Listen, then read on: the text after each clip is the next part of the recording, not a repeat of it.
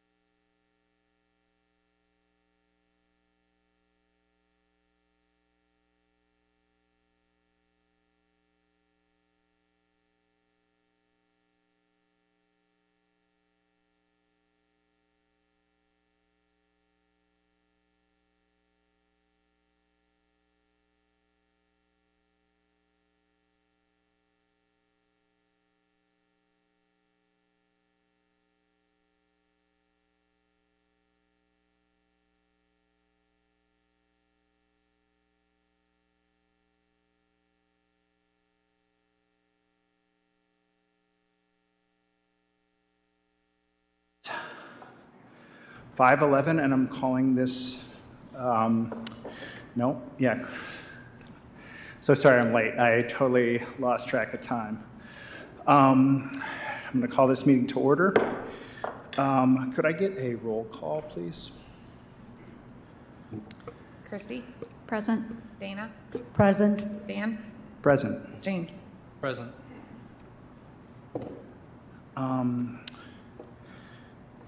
Could I get a motion to excuse the absences, please?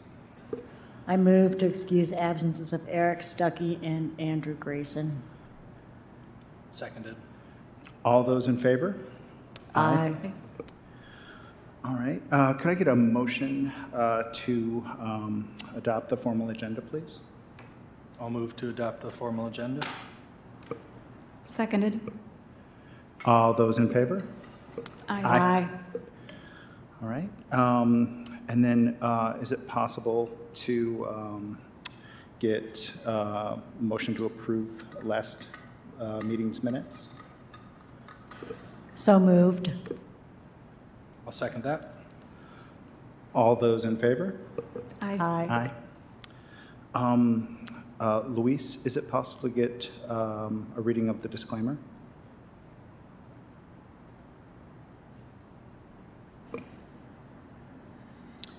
Chapter 16, Section 22 of the City of Kalamazoo Code of Ordinance states that historical preservation is a public purpose. To serve that purpose, the Historic District Commission is hereby charged with the following responsibilities. A, the Kalamazoo Historic District Commission is empowered to regulate work on the exterior of historic resources and non-historic resources in historic districts in the City of Kalamazoo, and shall otherwise have all powers invested in historic district commissions pursuant to the Local Historic Districts Act, MCLA 399201, 1970 PA 169 as amended 1992.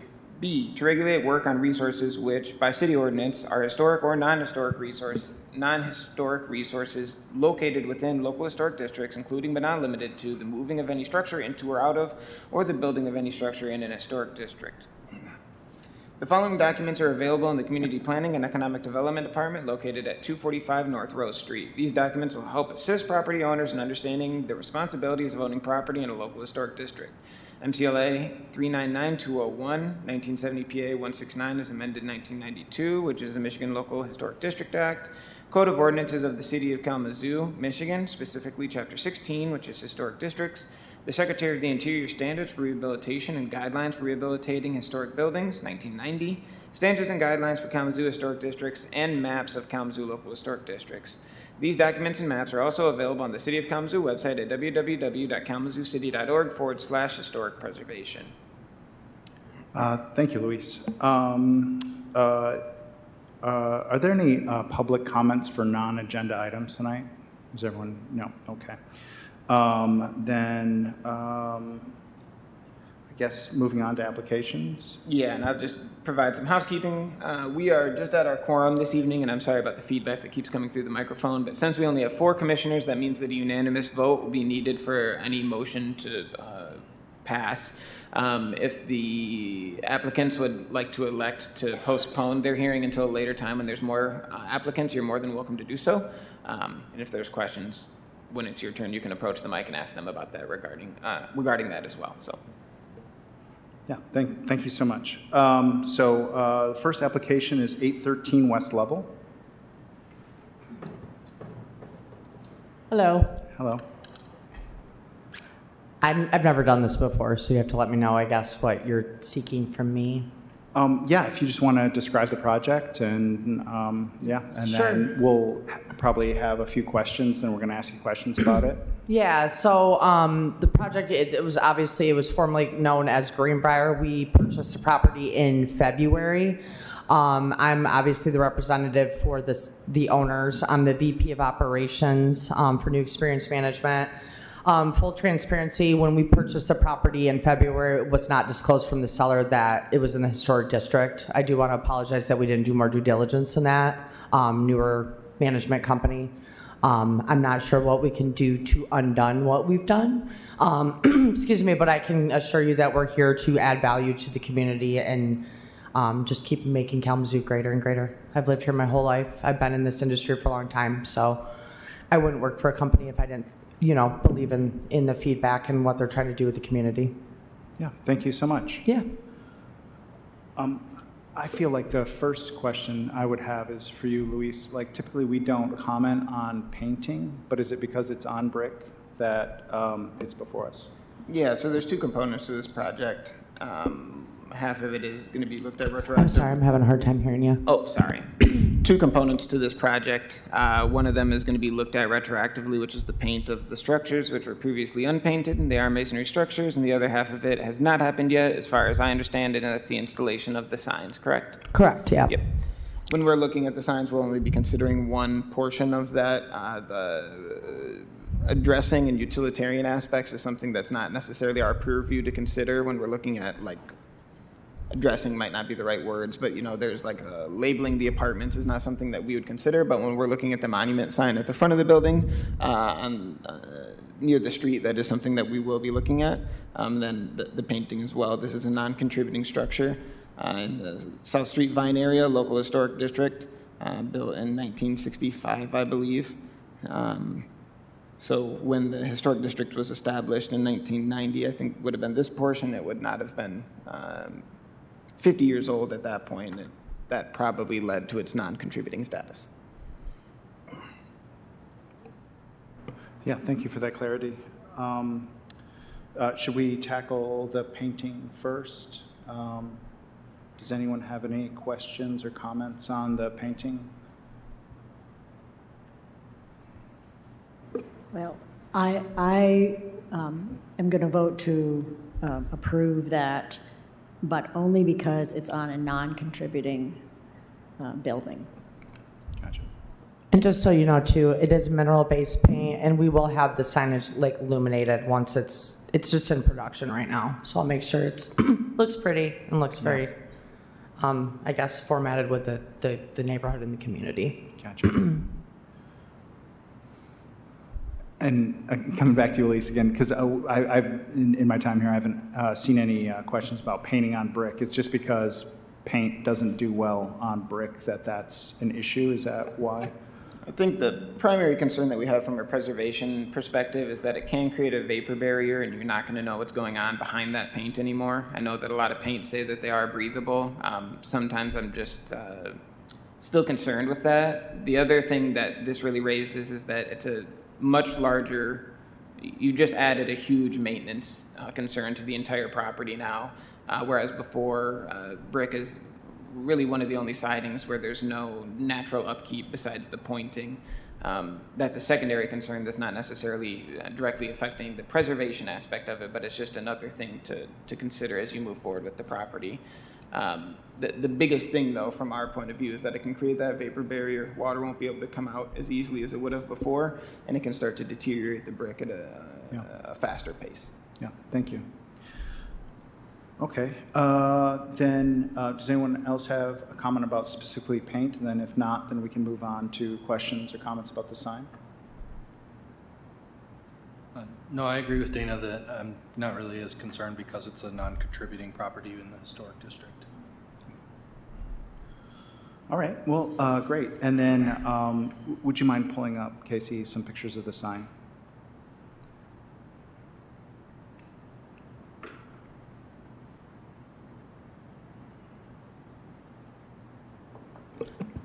Like I said, this is in production. Last time I spoke with the production team, it's about 3 weeks out. We are planning on keeping the original signage where it was. We're just obviously updating it with the new logo, and then having the additional signage with illuminated light.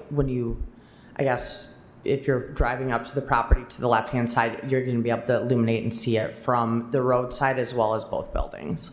Right. And this will be external illumination. Correct. Yes. Yeah. That was my question, yeah. I mean, looking at our guidelines for signage, it seems like this one would comply. It's not covering any historic features. It's freestanding. It does its job of naming the business. Of course, while the aesthetic doesn't fit with like the surrounding areas, it does fit with the building, I think. So, I mean, to me, I don't see a problem with this sign. I agree. Okay. Thank you. Yeah, sounds like we all like the sign and are okay with the paint. So does anyone want to make a motion to approve? I will. I'll move to approve a certificate of appropriateness for the work as described in this application as it complies with Secretary of Interior Standard 2. I'll second that motion. Could we have a roll call vote, please? Christy? Yes. Dana? Yes. Dan? Yes. James? Yes. All right, so on our end, you're all approved for stuff, Audra. I'll reach out to you at some point this week to get the official paperwork over to you, and then if you have any other questions, just feel free to reach out. So. Thank you. And moving forward, if we buy anything else in the historic district, I'll make sure I reach out to you first. Thank you very Lesson much. learned. I appreciate it. Yep, Yeah, thank you. thanks so much. Okay, we're moving on to 712 West Kalamazoo.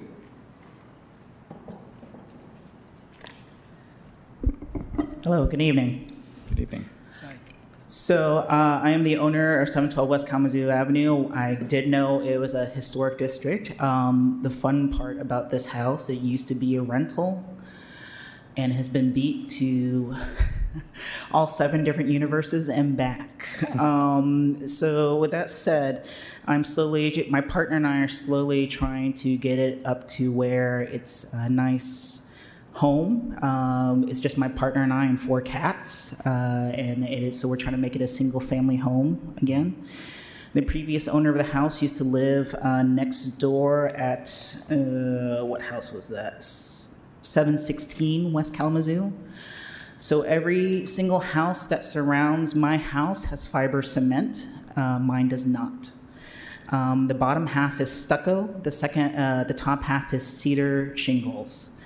And so the eastern side of that faces the shared driveway that everybody sees when they go driving down West Kalamazoo, everybody can remark how badly it needs a paint job. So my plan is to replace all of the all the cedar shingles with fiber cement or hardy board, so that way it is a uniform look on all sides, because the only side that does not look beaten is the western side facing the neighbor's house, because it gets no sun and it gets no wind exposure. On the north side facing the back, we've had issues with woodpeckers and termites. That is the addition. The east side gets all of the sun and all the wind exposure. And then the sleeping porch that faces the south side gets exposure from the melting snow and precipitation on the sloped roof, because it is a craftsman home. So again, hoping to replace all of that so that way it's a uniform look no matter what the moisture, no matter what the sun exposure, and also to deter any termites and the other pests related to that. Yeah, thank you for that. Casey, would you mind pulling up a picture of the house so we can reference it? Yeah. So you're talking basically the wall that's along the driveway there, and then probably the little cupola-looking room above what would have been the porch? Yes, and if you go on the next pages, there's images. Also, you can also scan that QR code. So yes, that's the eastern side that's facing that everybody sees once they pass those railroad tracks. Yeah.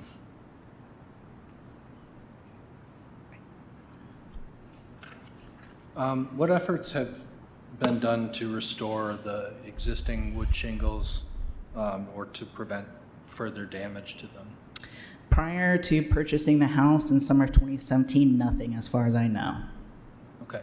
Yeah. But since purchasing in 2017, anything? I have not done anything because it is a shared driveway and I don't have the knowledge or the expertise to do that myself. Right. And also because we couldn't afford it before. But now we have dual income.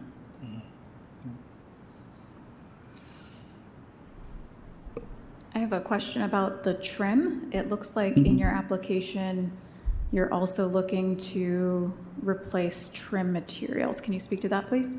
Yes, also trying to keep it consistent because, again, the east side of the house, you see up there towards the top, there's 2 different pieces, and it's very noticeable that they're 2 different pieces because, again, the sun exposure is tending to warp that as well. My hope is with using the fiber cement, it could mimic wood and replicate wood as close as possible, but then would not be damaged over the long term because of the hardy board properties. So would you, let me see. Okay, on the image that's up, on what's the bottom of the image, it looks like there's a design cut into, go back up. You can. At the bottom, are you looking to replace just that fascia board up top, or? Yeah, just looking at the fascia board at top, because it doesn't look like there's any damage for the interior one, the one that's closest to the house, because that one seems fine. I'm just looking to replace everything that is damaged and is just falling out.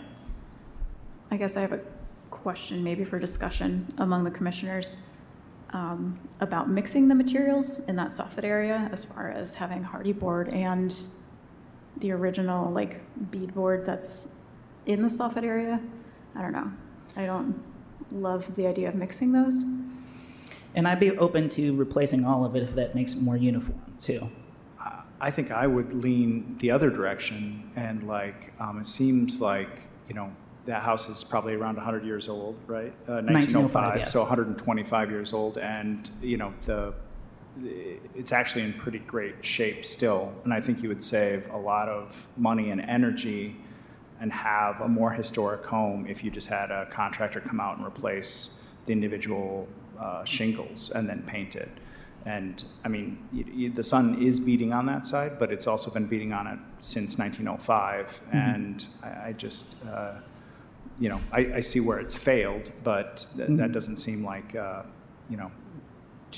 too serious. And then, obviously the boards, the fascia boards, I mean, those come and go in houses. My own house, like I've had to replace some over the years, and that seems more reasonable. But I think you would be, I think character gets lost if you take those shingles away, because that's kind of what makes that house, unique to it, I guess. Character and value too, frankly. I think so. Yeah, I think you would diminish your house's value when you went to sell it, because you're in a historic neighborhood, and you would be pulling away a lot of the historic,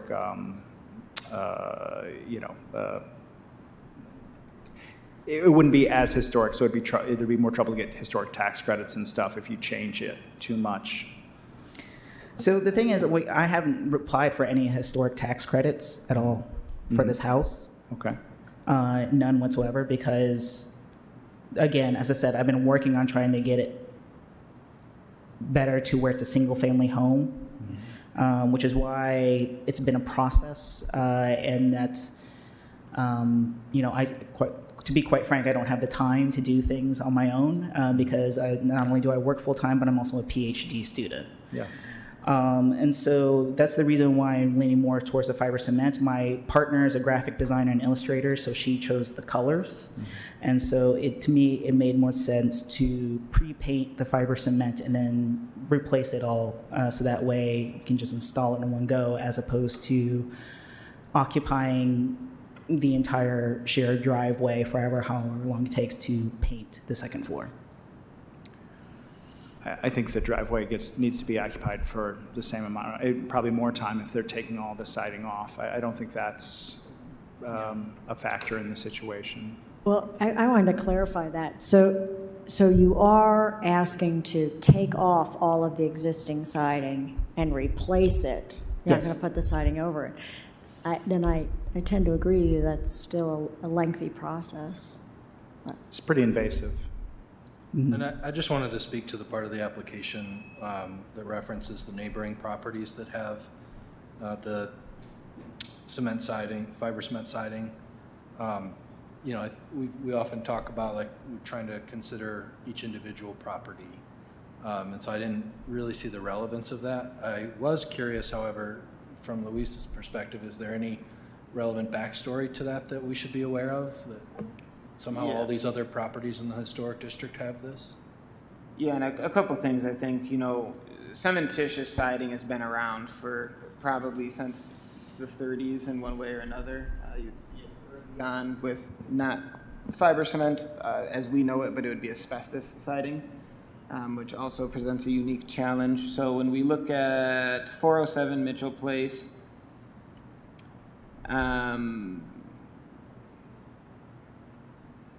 so it says here in the certificate of 407 Mitchell Place, which is from 2004, that there is a request to repair the front and side walls of the front porch to match the walls of the house and repair the deteriorated wood on the rear of the addition.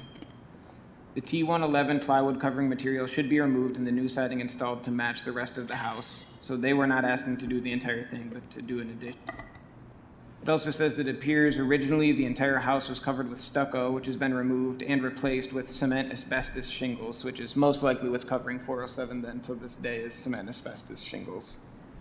If it is possible, they wanted to include drain holes at the front porch and it should be maintained to reopen the inside of the porch. So that is one of the properties that was mentioned.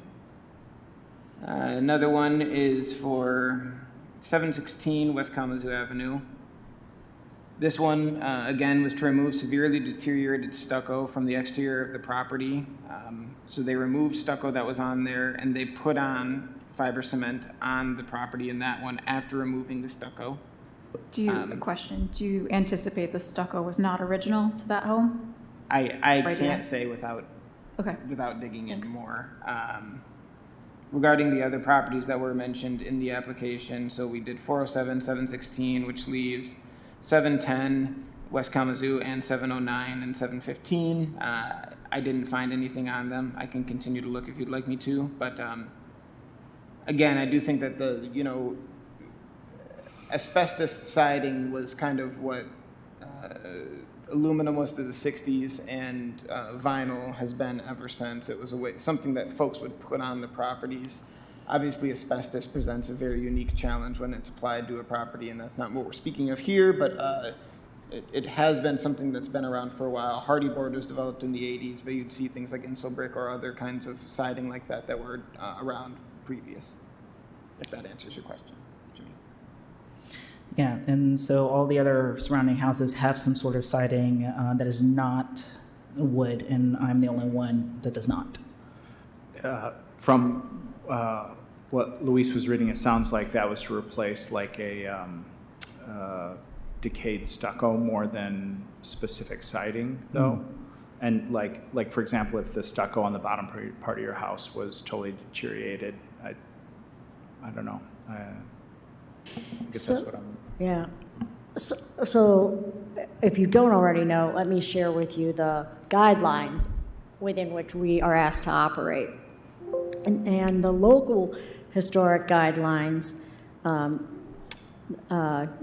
does not endorse the residing of structures, number one. In rare instances where it can be demonstrated that more than 50% of the original materials will no longer hold paint or are so badly deteriorated that they can no longer be reasonably repaired, or when the current siding is considered hazardous, then that's something we can consider. So I guess what I'm asking you, or what I'm telling you, is I haven't seen in the application that more than 50% of the original materials will no longer hold paint or are so badly deteriorated. It's clear that you have some, but I'm struggling to make that 50% status. Is there anything that you could share with me that did not make it into the application? So as far as within the first year or so, I mentioned that earlier, the termites and the woodpecker, but also that we also had an issue with bats that became an issue consistently. And so it wasn't until we called an exterminator that we were able to, alleviate that. So you see there in the bottom right, there's also a bat exit door in case we have bats again. And so that's mainly what we're looking at is just uniform consistency of appearance as well as trying to deter any pests. I hear you. I feel for you. I've had the same issues at my homes with bats and things like that. But I mean, bats and mice are so tiny, they're going to find a way in. And I don't know that replacing the siding on a historic structure is going to solve your problem. I mean, they will find a way, tiny gaps in the caulk and the flashing, anything along the roof line, the trim line. I don't think that that's going to solve the problem. And as far as termite damage, I think I would recommend getting a termite pest plan and stopping what's there. I don't think it's appropriate to remove all of the siding and replace it.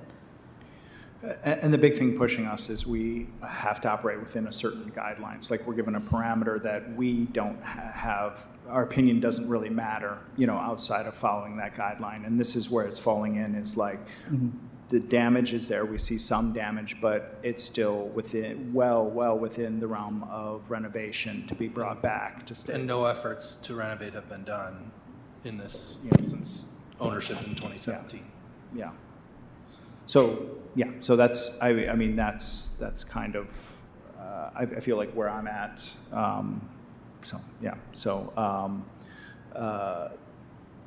If no one else has any questions, we can make a motion to approve. I did have a question of what is the incentive again to adhere to the historic guidelines? Well, there's a bunch of things. Like one, it's a system that basically helps protect the integrity of the neighborhood, which benefits you financially, because if your house is held to, good historic standards of honest materials, your house value is going to be higher, and that's applied to your neighbors and everything, then the whole neighborhood retains that character. That's number one. There's tax credits, so like anything that you do on the house, you're eligible for a tax rebate for if you apply for like 25%. Is it 25%? And then it's just dictated by our local ordinances that we have to enforce historic district guidelines. And there are historic districts all over the state and all over the country that follow the same Secretary of Interior standards for maintaining that and preserving that history. Yeah. I think the question, well, sorry, they cut out sometimes. The Stewart Neighborhood Association, the Stewart Neighborhood Historic District was established in 1973, I believe.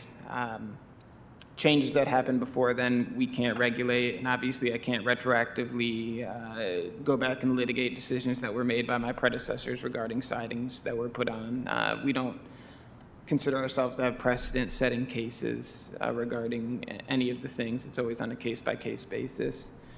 Some of the things that were alluded to by the commissioners as being incentives, such as the tax credits, you would qualify for the Michigan Local Historic Tax Credit, which is a 25% tax credit on qualified expenses back on Michigan taxes. Certainly is an incentive. Failure to follow the rules, though, could result in violations, which would then maybe need to be brought back to the commission, who would have the authority to tell the property owner that the changes that were made to the property without permission would need to be reverted as well.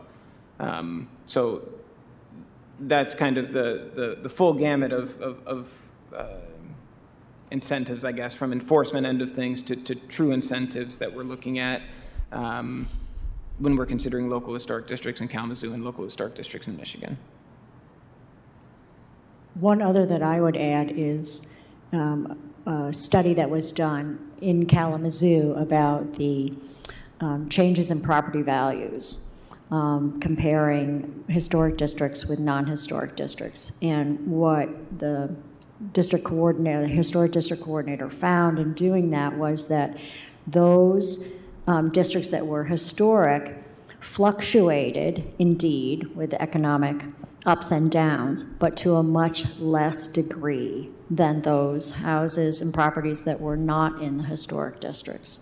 So that's another economic incentive.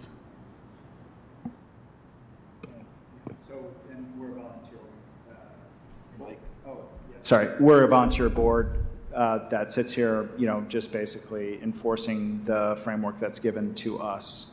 And the community has come to the conclusion that this is in the community's interest to enforce this. So I'll make a motion to approve a certificate of appropriateness for the work in the application as it complies with Secretary of Interior Standards 2 and 6. Seconded. Casey, could I have a roll call vote, please? Christy? No. Dana? No. Dan? No. James? No.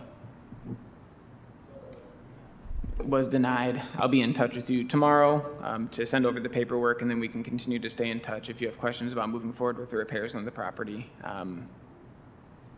I'll see if I can, I know that there was someone that had some extra shingles as well, so I'll see if I can put them in touch with you as well. Okay, So, thank you. Yep, thank you.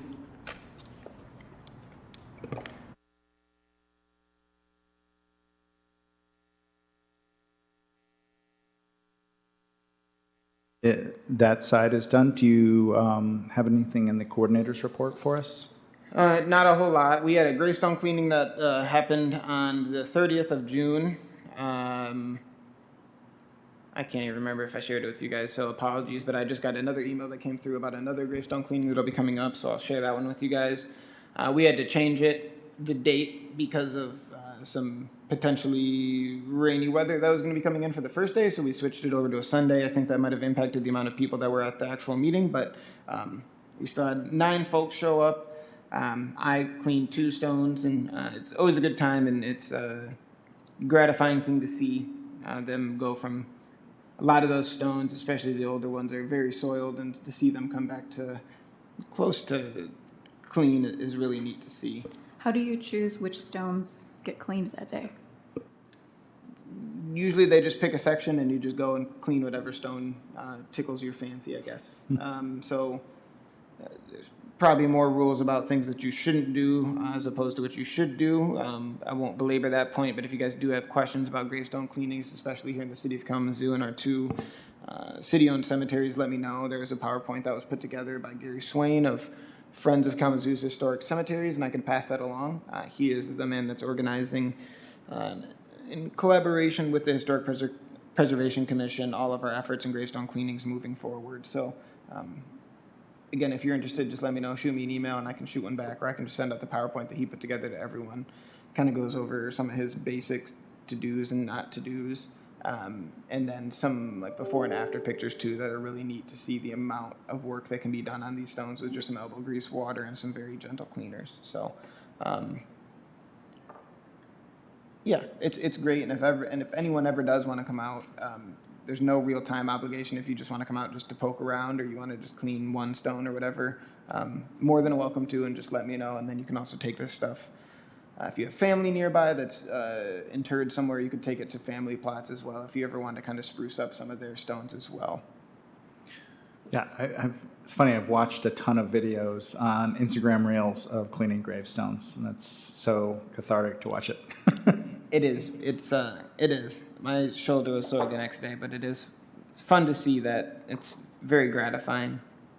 As you all probably know, we do need more commissioners. We've put out some calls. I was talking to maybe Jimmy, maybe Christy, I don't know, directly before the meeting, and I haven't got any applications that would actually qualify. Actually qualify, meaning I think I got one, but it was from someone from outside of the city limits, and we need to have folks within the city limits to apply for this board in specific. So it seems that people are applying and they're noticing, but we just need to have them live within the boundaries of the city proper. I had a question. So at what point does Andrew Grayson, is he considered no longer on the committee? I mean, technically both of you guys' terms have expired. People are allowed to stay on the committee until their replacement is found. Right, So- but if they're on the committee, they need to show up at the meeting. Yeah, I mean, I guess that's the only reason is if the person stops coming to the committee meetings, are they still considered a member of the committee? I mean, how many meetings do you have to miss before you're not considered a member of the committee anymore? well, I think it's 6 meetings, and then the board, Okay, at least for the it's historic- 6. not an automatic thing, then the board can elect to vote the member off.